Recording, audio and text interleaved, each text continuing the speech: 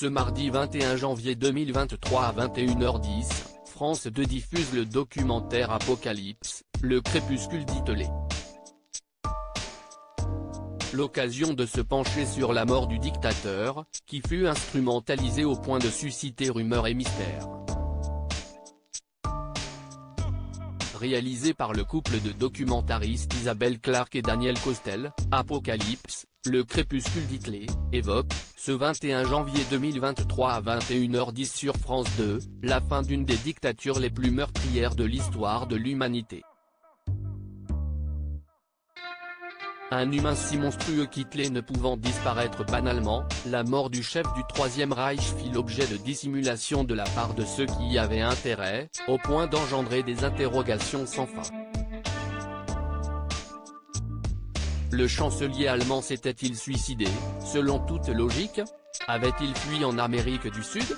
Pourquoi le mystère fut-il ainsi entretenu?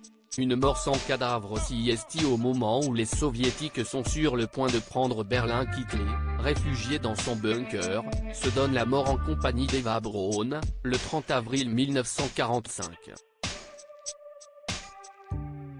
Il a auparavant donné l'ordre que leurs dépouilles soient brûlées, afin qu'elles ne soient pas récupérées, comme des trophées, par les troupes alliées.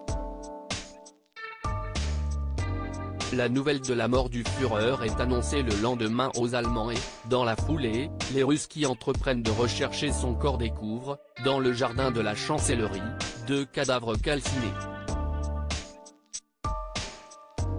Pour Staline, cela ne fait guère de doute, il s'agit vraisemblablement d'Hitler et d'Eva Braun. Mais le machiavélique maître du Kremlin n'entend pas délivrer cette vérité aux Occidentaux. Avoir un coup d'avance sur eux a toujours été un objectif. Il demande qu'aucune photographie de cette découverte ne soit prise et à la conférence de Potsdam, le 17 juillet 1945, chuchote à l'oreille du Premier ministre anglais Winston Churchill qu'Hitler a possiblement eu le temps de fuir vers le Japon ou l'Amérique latine. Cette manipulation nourrit la légende qui, dès lors, est en marche. Jusque dans les années 1980, les spéculations les plus folles courent dans les médias du monde entier. Tel un certain nombre de dignitaires nazis, le Führer se trouverait en Colombie ou au Brésil, protégé, entre jungle et Amazonie, par une petite communauté de fidèles. Les dents de la la redescente sur Terre, au tournant du nouveau millénaire, va couper court aux spéculations. En 2000, les rares restes conservés d'Hitler, essentiellement une partie du crâne, sont dévoilés par les autorités russes. Nous sommes au début du pouvoir personnel d'un Poutine qui cherche, encore, à séduire l'Occident. Mais, en 2009, un archéologue américain prétend avoir eu accès, à Moscou, aux fragments de crâne du dictateur.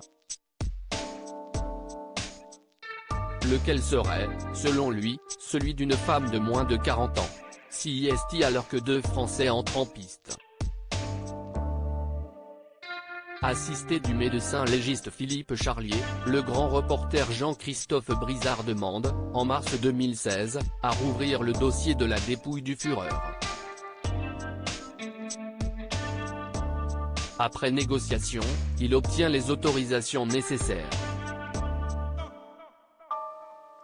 Mon hypothèse, dira Brizard, est que la Russie voulait revaloriser ses titres de gloire dont sa victoire contre les nazis et le fait de détenir les restes d'Hitler. Pour démentir la version humiliante de l'archéologue américain, la direction des archives de l'État a accepté l'expertise d'un pays neutre, ni allemand, ni russe. Ce fut nous. Brizard espère croiser les témoignages des proches du maître du Reich, qui s'accordent sur son suicide et la crémation de son corps, avec l'expertise scientifique de Charlier. Mais ce dernier commence par se heurter au personnel des archives russes qui, conservant un doute sur l'authenticité du crâne, l'empêche de le manipuler. En revanche, l'expert français a un accès complet à sa dentition. À ce niveau-là, précisera Brizard, les services secrets russes, ayant pu la comparer avec des radiographies d'Hitler datant de 1944, étaient plus sûrs d'eux. Charlier va ramener à Paris des éléments microscopiques de la dentition et va l'authentifier, en septembre 2017. La présence de fibres végétales et non carnées corrobore en effet le régime végétarien d'Hitler. Elle est la preuve que la science attendait.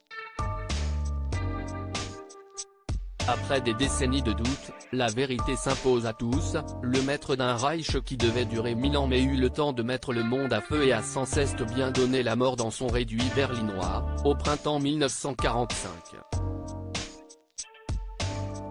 À lire aussi Apocalypse, la guerre des mondes, de Daniel Costel et Isabelle Clarke, arrive bientôt sur France 2, vidéo.